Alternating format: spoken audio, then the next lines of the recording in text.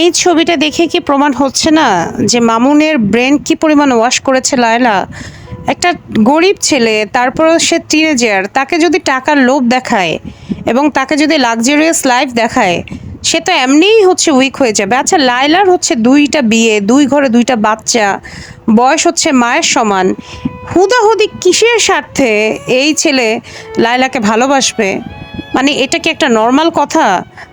জোর করে আপনি ভালোবাসলেন, এবং আমি লায়লা মামুনের প্রায় ছবিতেই দেখতাম মামুন লায়লার দিকে ফিরেও তাকায় না। তো তখন আমরা তো সবাই বুঝতাম যে সে আপনাকে ভালোবাসেন, আমরা কমেন্ট করেও বলতাম। এবং তখন আপনি খুবই ক্ষেপে যেতেন আমাদের উপরে যে হ্যাঁ, আপনারা বেশি বুঝেন, সবাই আপনাদের মতো না, এই সেই হ্যান ত্যান।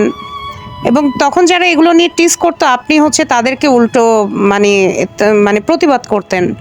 তো মানুষের কথার যে দাম দেন না, এই যে দেখেন নাজিম তানিশার ক্ষেত্রেও অনেকেই কমেন্ট করছিল যে বান্ধবীকে ঘরে ঢোকানো উচিত না, এবং তখন কিন্তু ঠিকই মিম সবাইকে আক্ষেপ করে অনেক কথা বলছিল। এখন দেখেন দিন শেষে সেটাই তো ফললো, কাঙ্গালের কথা বাসি হইলেও ফলে। আর মানুষের মতামতের একটা দাম আছে এই দুনিয়াতে। আপনারা মানে মনে করেন সব সিনেমাটিক, বাস্তবতা ভুলেই যান।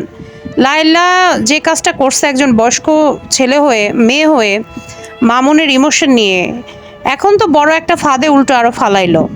তো আমি পার্সোনালি, আপনারা সবাই বলতেছেন যে কেন আমি লায়লাকে সাপোর্ট করছি না। আমি কেন করব? ও কি একটা অবুঝ শিশু?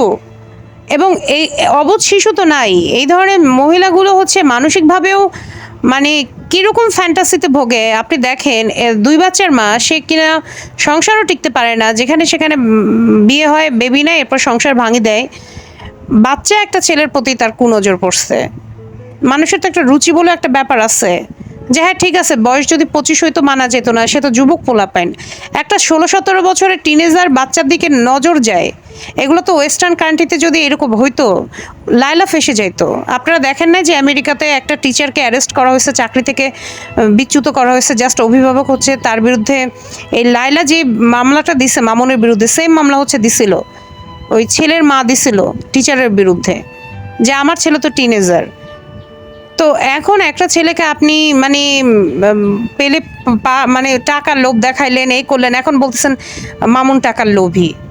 তা আপনার কাছে তো সে অনেক এই জিনিসগুলো অনেক আগে থেকেই চাচ্ছিল, শুরু থেকেই চাচ্ছিল, আপনি তখন ব্রেকআপ করেন নাই কেন? তাকে হচ্ছে আপনি আশা দিছেন দিব দিব দিব দিব, এগুলো করে আপনি তাকে দেন নাই, চিট করছেন। তাহলে সে কিসের ভিত্তিতে আপনার সাথে থাকবে? আপনি তো তাকে সন্তানও দিতে পারবেন না, আপনার যে বয়স হয়ে গেছে। মানে তার স্বার্থটা কি বলেন না? যদি তার একটা গাড়ির জন্য, আপনার একটা গাড়ির জন্য কি সে আপনার সাথে থাকবে? প্রিন্স মামুন যে পরিমাণ টাকা কামায়, ওই রকম গাড়ি তো সে নিজেই কিনতে পারে। সে এমন কিছু আপনার কাছে চাইছে যেটা হয়তো আপনি দিতে পারবেন বা দেওয়ার আশ্বাস দিচ্ছেন, এবং হয়তো আপনি দিতে না পারলে মামুন চলে যাওয়ার একটা ছুতা খুঁজতে পারবে। আপনি তাকে কিছুতেই ছাড়তেছেন। আরে বাবা, রিলেশন মানুষের হয়, ব্রেকআপও হয়। ব্রেকআপ জিনিসটা মেনে নিতে পারেন না কেন? নর্মালি এটা একটা ব্রেকআপ কি হচ্ছে না পৃথিবীতে মানুষের? ব্রেকআপ হয়ে গেলেই সেখানে দুনিয়ার খারাপ হয়ে যায় পার্টনার, এটা কেমন? এই অপবিশ্বাসের ক্ষেত্রেও সেম জিনিসটা দেখি, ব্রেকআপ জিনিসটাই মেনে নিতে পারে না কেউ।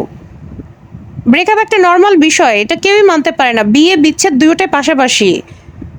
আর তাছাড়া হারাম একটা সম্পর্ক আপনারা করে গেছেন।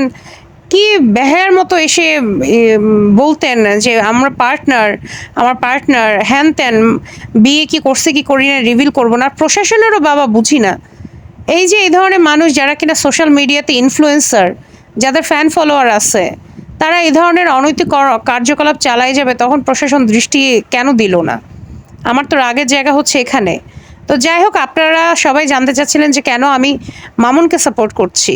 আমার তো মামুনকে ভিকটিম ছাড়া আর কিছুই মনে হচ্ছে না।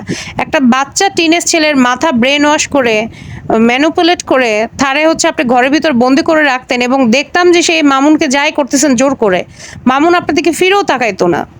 আপনি খালি হ্যাঁ হ্যাঁ করে তার দিকে তাকাই থাকতেন। যত সব।